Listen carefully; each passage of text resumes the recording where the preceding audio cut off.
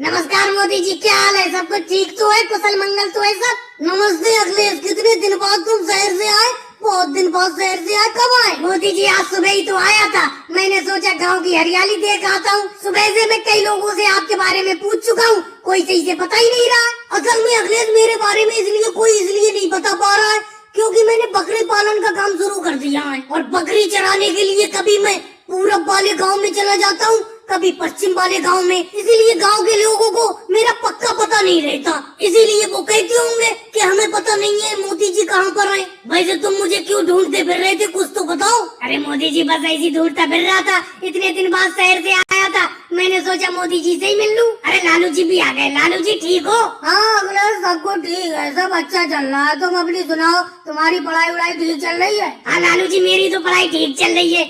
आप बताओ, आप भी क्या मोदी जी की तरह बकरी पालन कर रहे हो? हाँ मैंने भी बकरी पालन का काम शुरू कर दिया है, क्योंकि मोदी जी का काम देखकर मैंने भी शुरू कर दिया काम। ये बहुत ही फायदे का काम है। मोदी जी एक बकरा और 2 बकरी खरीद के लाए थे।